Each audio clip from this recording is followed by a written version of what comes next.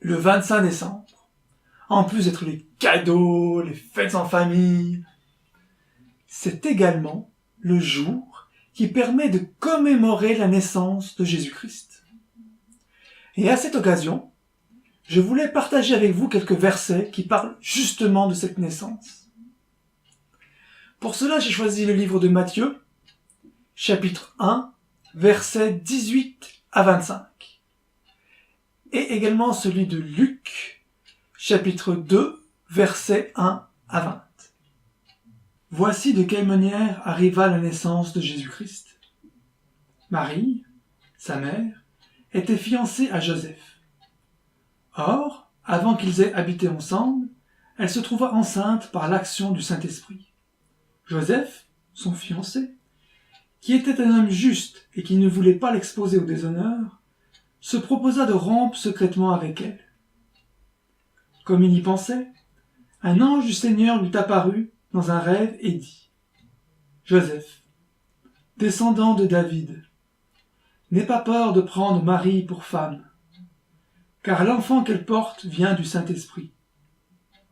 Elle mettra au monde un fils, et tu lui donneras le nom de Jésus, car c'est lui qui sauvera son peuple de ses péchés. » Tout cela arriva afin que s'accomplisse ce que le Seigneur avait annoncé par le prophète.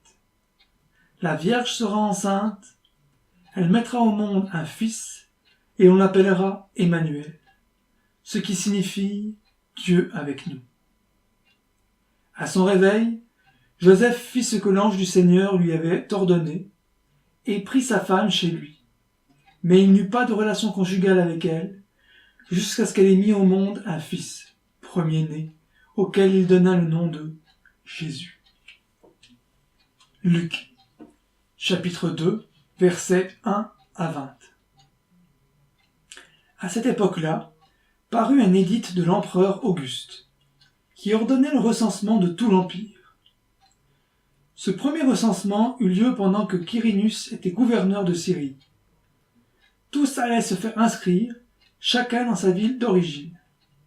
Joseph aussi monta de la Galilée, de la ville de Nazareth, pour se rendre en Judée, dans la ville de David, appelée Bethléem, parce qu'il était de la famille et de la lignée de David. Il y alla pour se faire inscrire avec sa femme, Marie, qui était enceinte. Pendant qu'ils étaient là, le moment où Marie devait accoucher arriva, et elle mit au monde son fils premier-né. Elle l'enveloppa de lange et le coucha dans une mangeoire, parce qu'il n'y avait pas de place pour eux dans la salle des hôtes. Il y avait, dans la même région, des bergers qui passaient la nuit dans les champs pour y garder leurs troupeaux. Un ange du Seigneur leur apparut, et la gloire du Seigneur resplendit autour d'eux. Ils furent saisis d'une grande frayeur. Mais l'ange leur dit : « N'ayez pas peur, car je vous annonce une bonne nouvelle, qui sera une source de grande joie pour tout le peuple. Aujourd'hui, dans la ville de David, il vous est né un sauveur qui est le Messie, le Seigneur. Voici à quel signe vous le reconnaîtrez. Vous trouverez un nouveau-né enveloppé de lange et couché dans une mangeoire. » Et tout à coup, une foule d'anges de l'armée céleste se joignit à l'ange. Il adressait des louanges à Dieu et disait : « Gloire à Dieu, dans les lieux très hauts, paix sur la terre et bienveillance parmi les hommes. » Lorsque les anges les eurent quittés pour retourner au ciel, les bergers se dirent les uns aux autres : « Allons jusqu'à Bethléem pour voir ce qui est arrivé, ce que le Seigneur nous a fait connaître. » Ils se dépêchèrent d'y aller, et ils trouvèrent Marie et Joseph, ainsi que le nouveau-né couché dans la mangeoire. Après l'avoir vu, ils racontèrent ce qui leur avait été dit au sujet de ce petit enfant. Tous ceux qui entendirent les bergers furent étonnés de ce qu'il leur disait.